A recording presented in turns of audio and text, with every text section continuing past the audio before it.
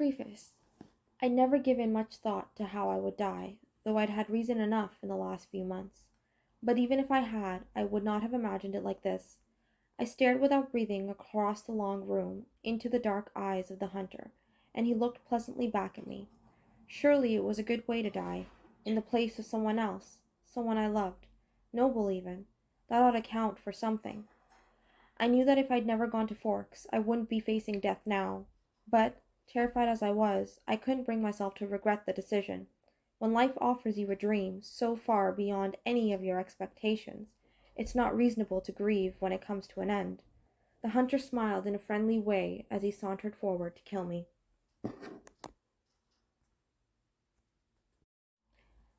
Chapter 1. First Sight. My mother drove me to the airport with the windows rolled down. It was 75 degrees in Phoenix, the sky a perfect, cloudless blue. I was wearing my favorite shirt, sleeveless white eyelet lace. I was wearing it as a farewell gesture. My carry-on item was a parka. On the Olympic Peninsula of northwest Washington state, a small town named Forks exists under a near constant cover of clouds. It rains on this inconsequential town more than any other place in the United States of America.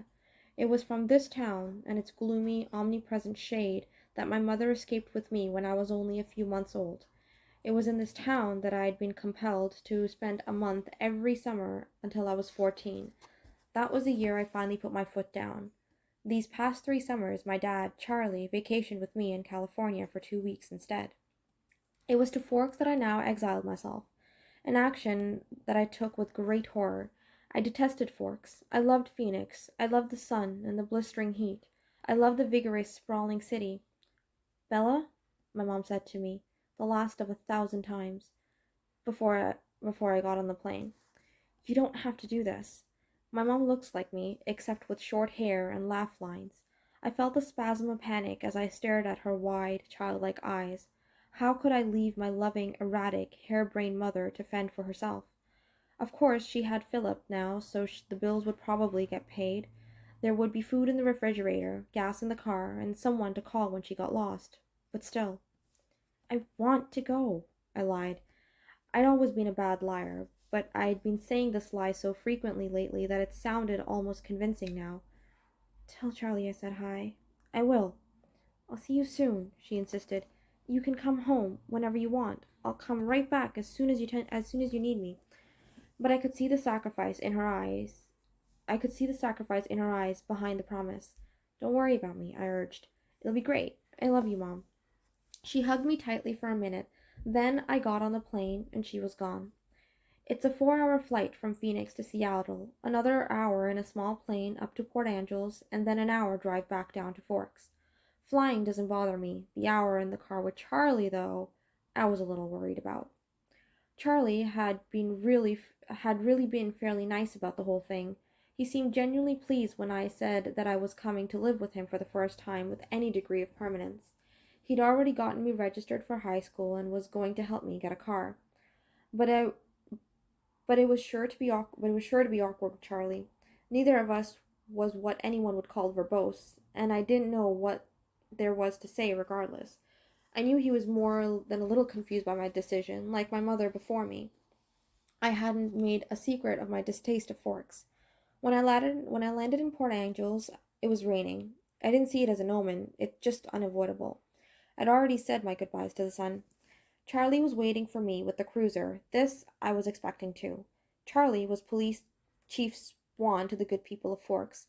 My primary motivation behind buying a car, despite the scarcity of my funds, was that I refused to be driven around town in a car with red and blue lights on top. Nothing slows down traffic like a cop. Charlie gave me an awkward, one-armed hug when I stumbled my way off the plane. It's good to see you, Bells, he said, smiling as he automatically caught me and studied me. You haven't changed much. How's Renee? Mom's fine. It's good to see you too, Dad. I wasn't allowed to call him Charlie to his face.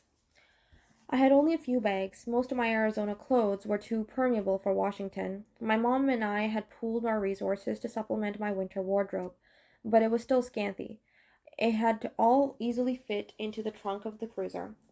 I found a good car for you, really cheap, he announced when we were strapped in. What kind of car? I was suspicious of the way he said, good car for you. as opposed to just good car.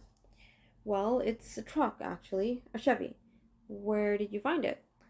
Do you remember Billy Black down on La Push? La Push was this tiny Indian reservation on the coast. No. He used to go fishing with us during summer. Charlie prompted. That would explain why I didn't remember him. I do a good job of blocking painful, unnecessary things from my memory. He's in a wheelchair now, Charlie continued, when I didn't respond, so he can't drive around anymore, and he offered to sell me his truck cheap. What year is it? I could see from his change of expression that this was the question he was hoping I wouldn't ask. Well, Billy's done a lot of work on the engine. It's only a few years old, really. I hoped he didn't think so little of me as to believe I would give up that easily. When did he buy it? He bought it in 1984, I think. Did he buy it new? Well, no. I think it was new in the early 60s, or late 50s at the earliest, he admitted sheepishly. Dad, I don't really know anything about cars. I wouldn't be able to fix it if anything went wrong, and I can't afford a mechanic. Really, Bella, the thing runs great. Just don't build like that anymore. They just don't build them like that anymore. The thing, I thought to myself. It had possibilities, as a nickname at the very least. How cheap is cheap?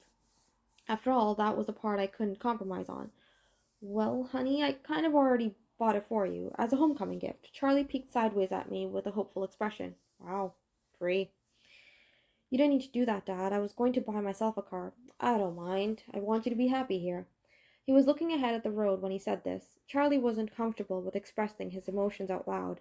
I inherited that from him, so I was looking straight ahead as I responded. That's really nice, Dad. Thanks. I really appreciate it. No need to add that my being happy in Forks is an impossibility. He didn't need to suffer along with me, and I never looked a free truck in the mouth, or engine. Well, now you're welcome, he mumbled, embarrassed by my thanks. We exchanged a few more comments on the weather, which was wet, and that was pretty much it for conversation. We stared out the windows in silence. It was beautiful, of course. I couldn't deny that. Everything was green, the trees, their trunks covered with moss, their branches hanging with a canopy of it, and the ground covered with ferns. Even the air filtered down greenly through the leaves. It was too green. An alien planet. Eventually, we made it to Charlie's. He still lived in the small town 2-bedroom house that he'd bought with my mother in the early days of their marriage. Those were the only kinds of days their marriage had, the early ones. There, parked on the street in front of the house that never changed, was my new to me, truck. It was a faded red color with big rounded fenders and a bulbous cab. To my intense surprise, I loved it. I didn't know if it could run, but I could see myself in it. Plus, it was one of those solid iron affairs that never gets damaged. The kind that you see in the scene of an accident, paint unscratched, surrounded by pieces of foreign car it had destroyed. Wow, Dad, I love it. Thanks. Now, my horrific day tomorrow would be just that much less dreadful. I wouldn't be faced with the choice of either walking 2 miles in the terrain to school or accepting a ride in the chief's cruiser. I'm glad you like it, Charlie said gruffly, embarrassed again. It took only one trip to get my stuff upstairs. I got the west bedroom that faced over the front yard. The room was familiar. It had belonged to me since I was born. The wooden floor, the light blue walls, the peaked ceiling, the yellowed curtain lace around the window, these were all part of my childhood. The only changes Charlie had ever made were switching the crib for a bed and adding a desk as I grew. The desk now held a second-hand computer with the phone line for the modem stapled along the floor to the nearest phone jack. This was a stipulation from my mother, so that we could stay in touch easily. The rocking chair from my baby days was still in the corner.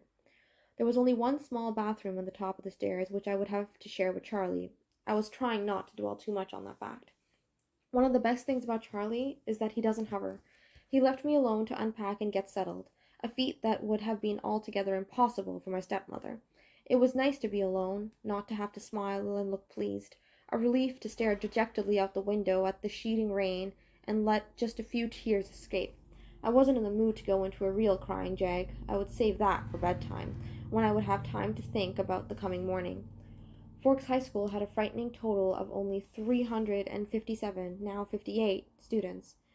There were more than 700 people in my junior class back home alone. All the kids here had grown up together. Their grandparents had been toddlers together. I would be the new girl from the big city, a curiosity, a freak. Maybe if I looked like a girl from Phoenix, maybe if I looked like a girl from Phoenix should, I could work this to my advantage. But physically, I'd never fit in anywhere. I should be tan, sporty, blonde, a volleyball player, or a cheerleader, perhaps. All the things that go with living in the Valley of the Sun. Instead, I was ivory skinned, without even an excuse of blue eyes or red hair.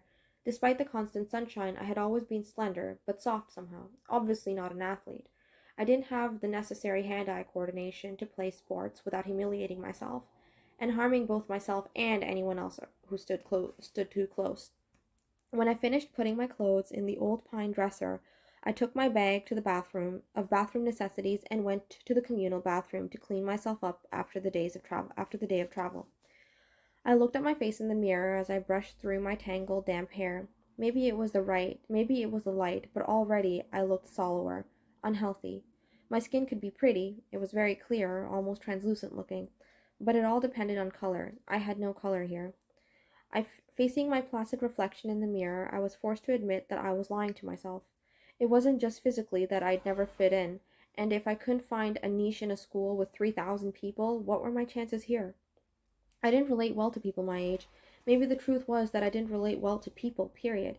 Even my mother, who I was closer to than anyone else on the planet, was never in harmony with me, never on exactly the same page. Sometimes I wonder if I was seeing the same things through my eyes that the rest of the world was seeing through theirs.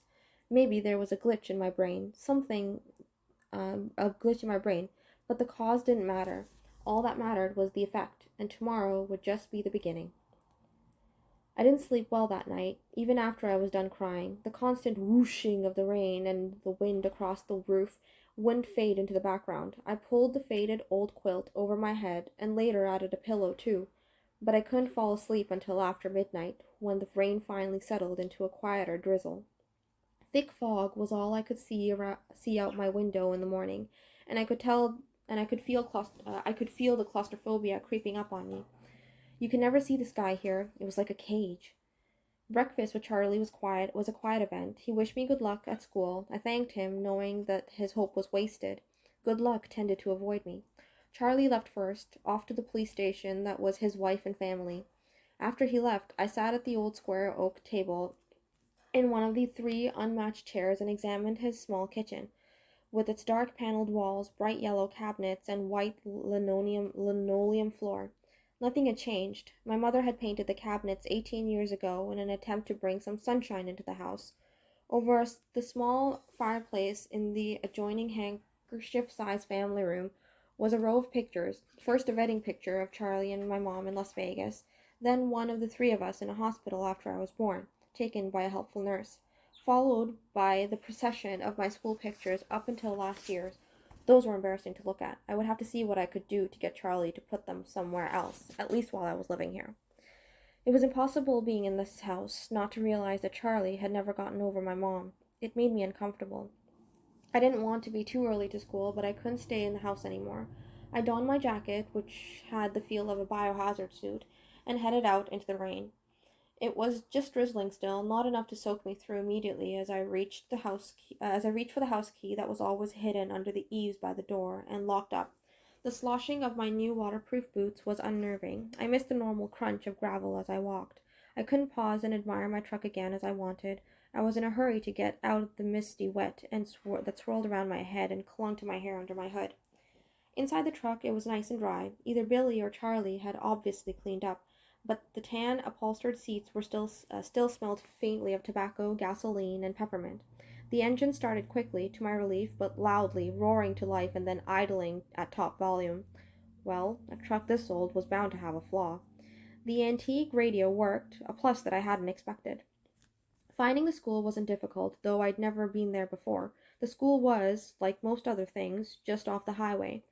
It was not obvious that it was a school. Only the sign, which declared it to be Forks High School, made me stop.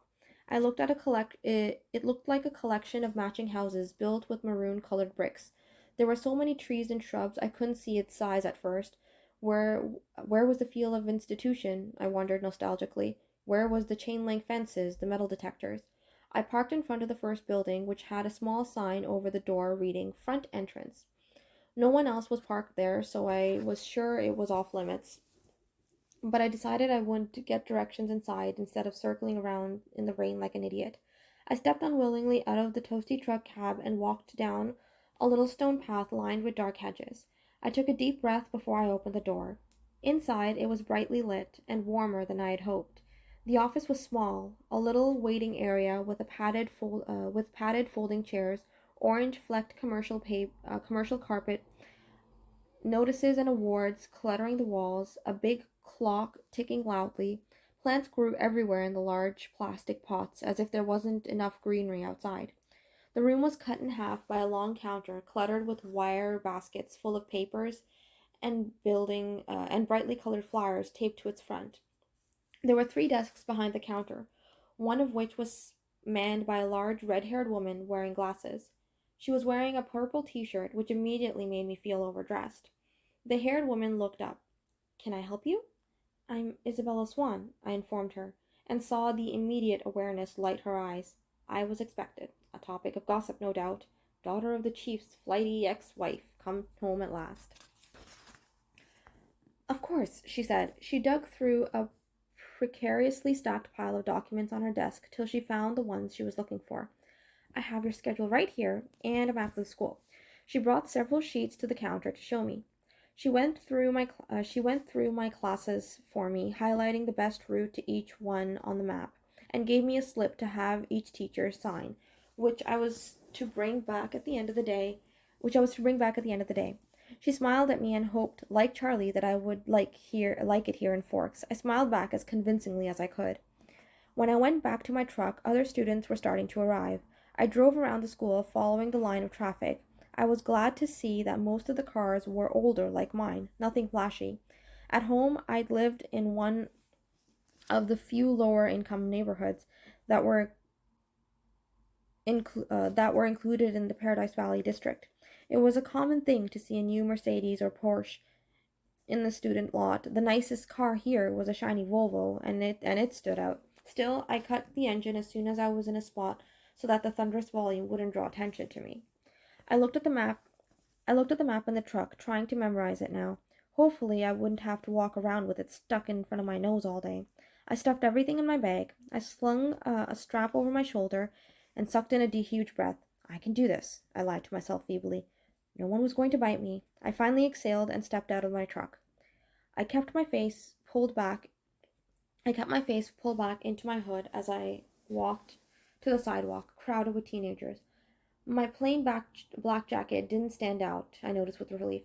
Once I got around the cafeteria building, building 3 was easy to spot. A large black 3 was painted in white square on the east corner. I felt my breathing gradually creeping towards hyperventilation as I approached the door.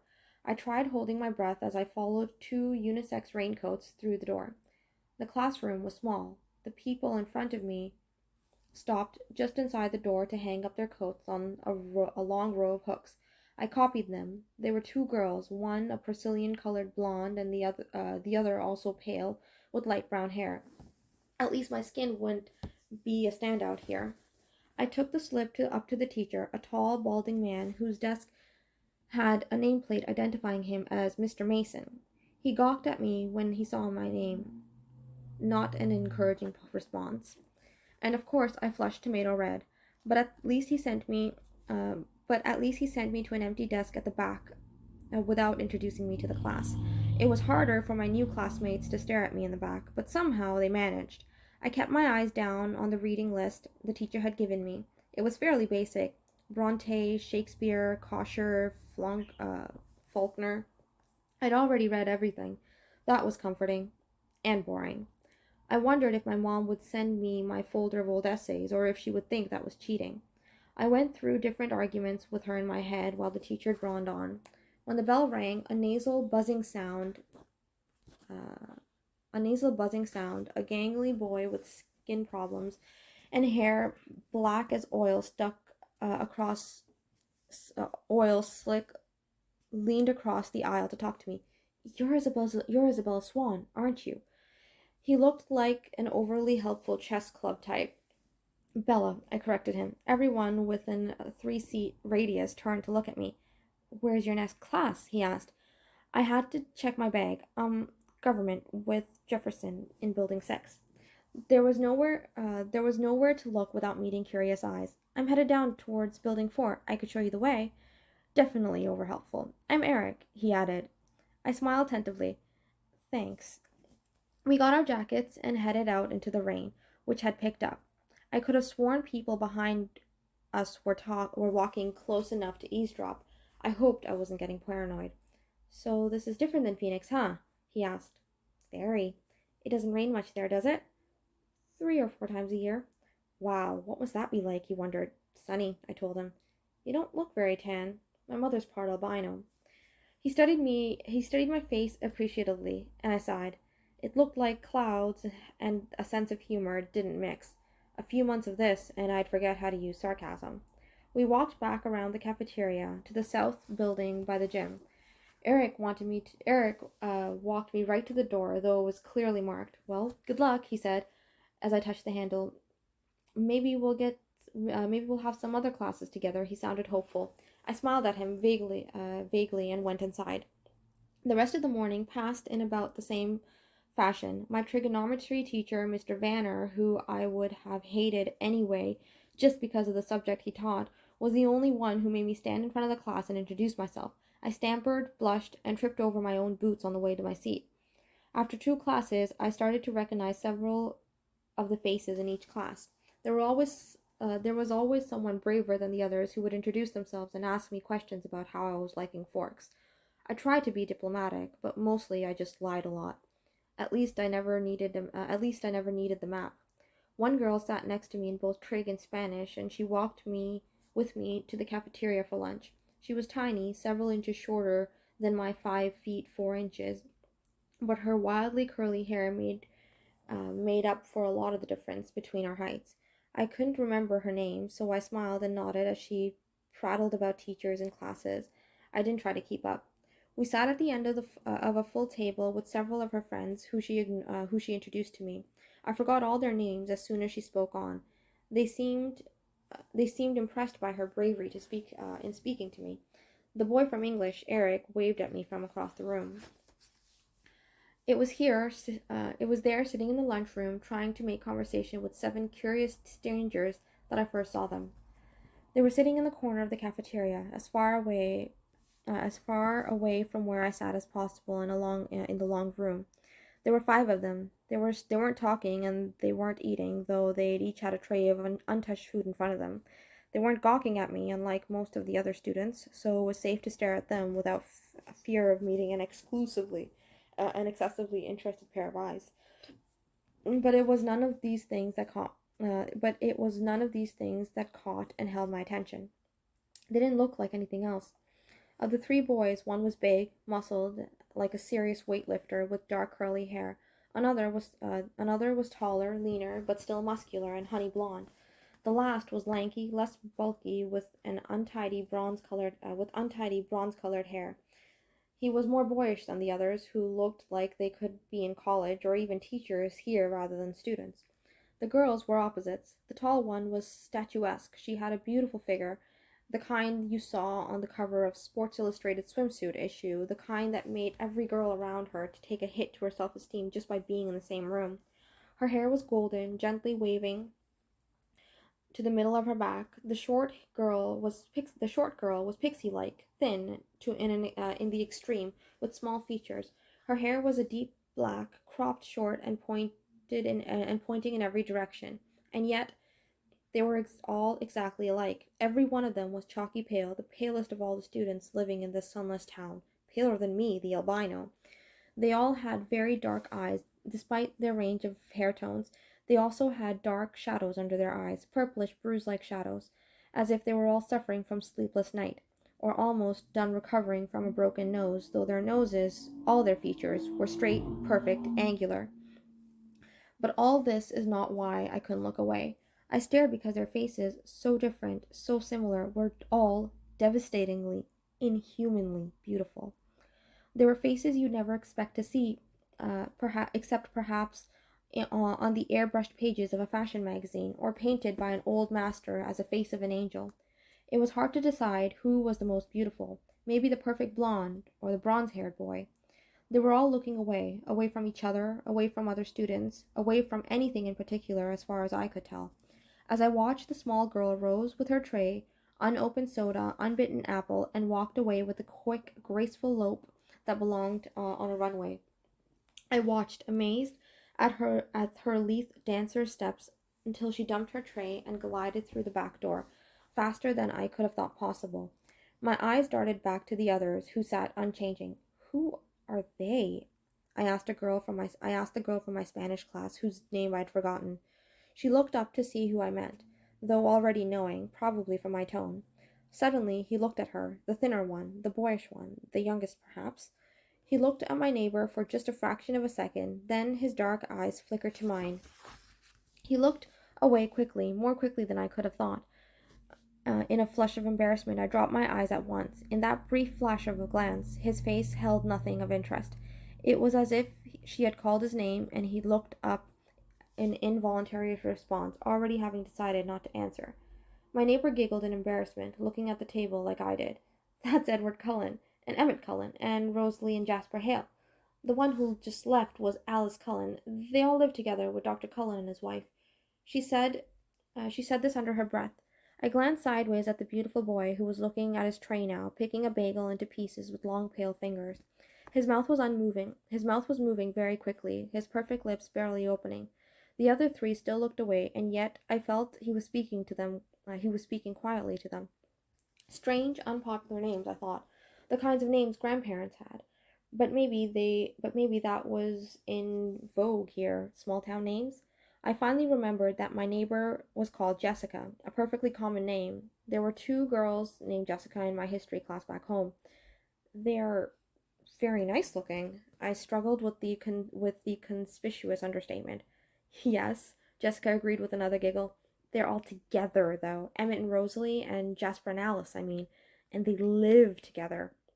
Her voice held her voice held all the shock and condemnation of the small town. I thought critically, of a small town. I thought critically, but if I was being honest, I had to admit that even in Phoenix, it would cause gossip. Which ones are the Cullens? I asked. They don't look related. Oh, they're not. Dr. Cullen is really young, in his 20s or early 30s. They're all adopted. The Hales are brother and sister, twins, the blondes, and they're foster children. They look they look a little old for foster children. They are now. Jasper and Rosalie are both 18, but they've been with Mrs. Cullen since they were 8. She's their aunt or something like that. That's really kind of that's really kind of nice for them to take care of all those kids like that when they're so young and everything.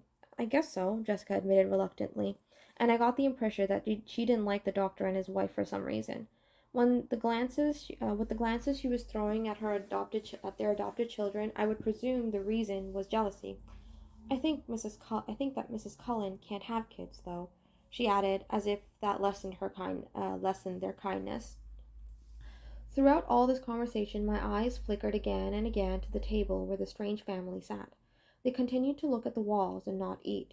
Have they always lived in Forks? I asked. Surely I would have noticed them on one of my summers here. No, she said, in a voice that implied it should be obvious, even to a new arrival like me.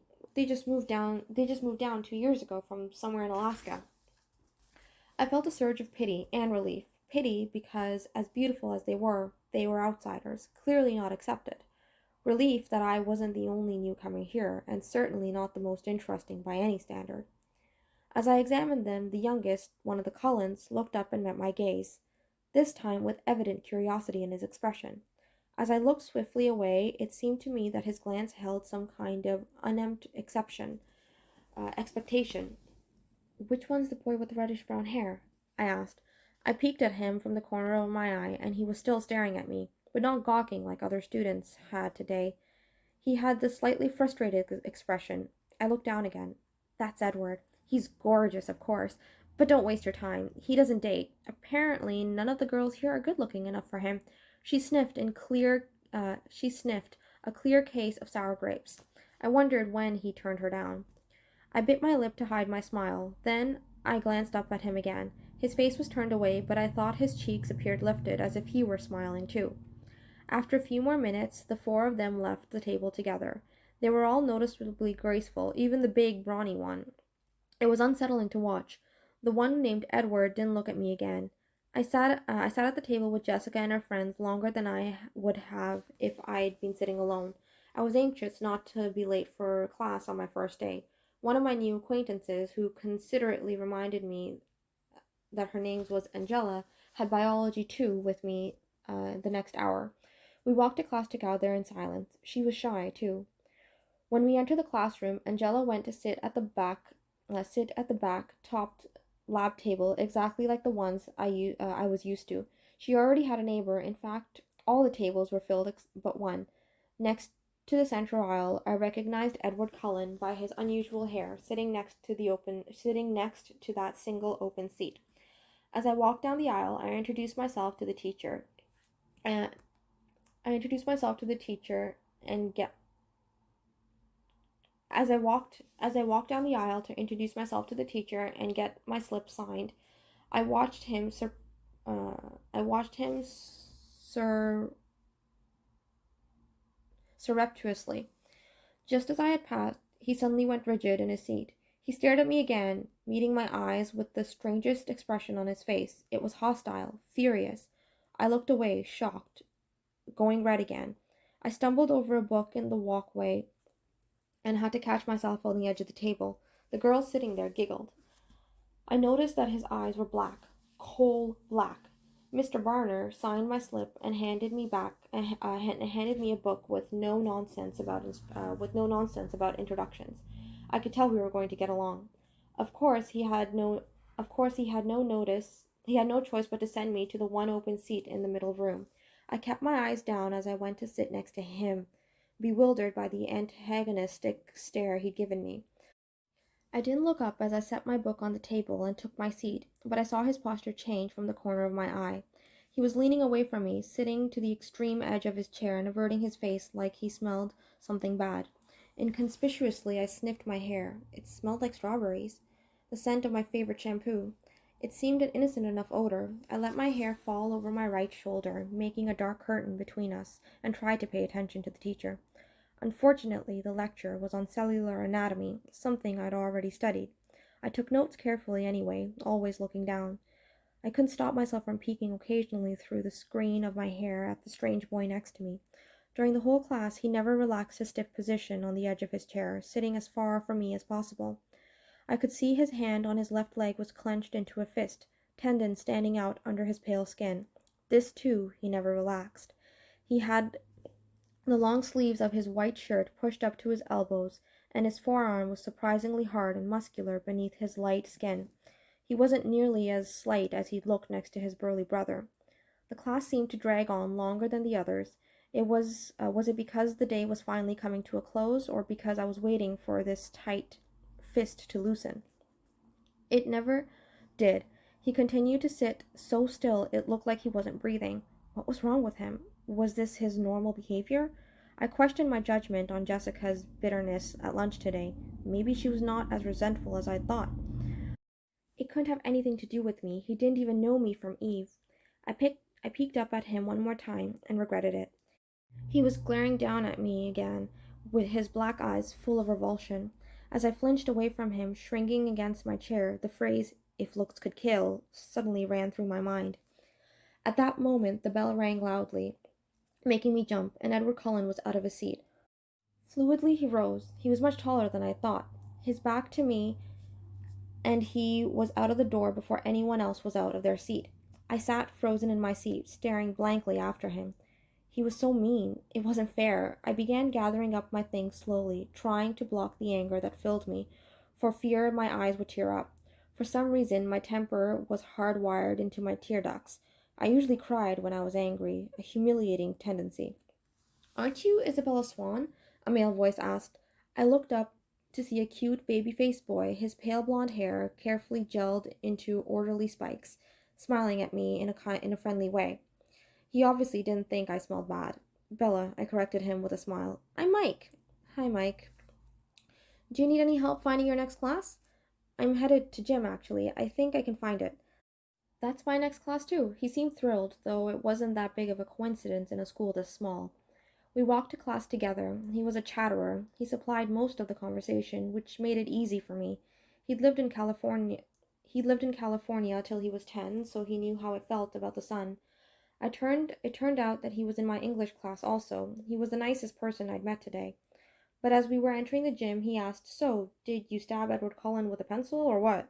I'd never seen him act like that." I cringed, so it wasn't the only one who had noticed, and apparently it wasn't Edward Cullen's usual behavior. I decided to play dumb. "Was that the boy I sat next to in biology?" I asked artlessly. "Yes," he said. "He looked like he was in pain or something." "I don't know," I responded. "I never spoke to him." "He's a weird guy." Mike lingered by me instead of heading to the dressing room. "If I were lucky enough to sit by you, I would have talked to you." I smiled at him before walking through the girls' locker room door. He was friendly and clearly admiring, but it wasn't enough to ease my irritation. The gym teacher, Coach Clapp, found me a uniform, but didn't make me dress down for the day's class. At home, PE was only required for 2 years. Here, PE was mandatory all 4 years. Forks was literally my personal hell on earth. I watched 4 volleyball games running simultaneously. Remembering how many injuries I had sustained and inflicted, playing volleyball, I felt faintly nauseated. The final bell rang at last. I walked slowly to the office to return my paperwork. The rain had drifted away, but the wind was strong and colder. I wrapped my arms around myself. When I walked into the warm office, I almost turned around and walked back out. Edward Cullen stood at the desk in front of me. I recognized again that tousled brown hair. He didn't appear to notice the sound of my entrance. I stood pressed against the back wall, waiting for the receptionist to be free. He was arguing with her in a low, attractive voice. I quickly picked up the gist of the argument. He was trying to trade from sixth-hour biology to another time. Any other time. I just couldn't believe that this was about me. It had to be something else. Something that had happened before I entered the biology room. The look on his face must have been about another aggravation entirely. It was impossible that this stranger could take such a sudden, intense dislike to me. The door opened again, and the cold wind suddenly gusted into the room, rustling the papers on the desk, swirling my hair around my face. The girl who came in merely stepped to the desk, placed a note in the wire basket, and walked out again. But Edward Cullen's back stiffened, and he turned slowly to glare at me. His face was absurdly handsome, with piercing, hate-filled eyes. For an instant I felt a thrill of genuine fear raising the hair on my arms. The look only lasted a second, but it chilled me more than the freezing wind. He turned back to the receptionist. "Never mind, then," he said hastily in a voice like velvet. "I can see that it's impossible. Thank you so much for your help." He turned on his heel without another look at me and disappeared out the door. I went meekly to the desk, my face white for once instead of red, and handed her the signed slip. "How did your first day go, dear?" the receptionist asked maternally. "Fine," I lied, my voice weak. She didn't look convinced. When I got to the truck, it was almost the last car in the lot. It seemed like a haven, really the closest thing to home I had in this damp green hole. I sat inside for a while, just staring out the windshield blankly, but soon I was cold enough to need the heater, so I turned the key and the engine roared to life. I headed back to Charlie's house, fighting tears the whole way there. And that is it for chapter 1. Hope you guys enjoyed. I will try my best to improve in my reading. It's been a really long time since I've been reading out loud. And see you guys at chapter 2. Thanks for anyone who's listening, if anyone's listening. Bye.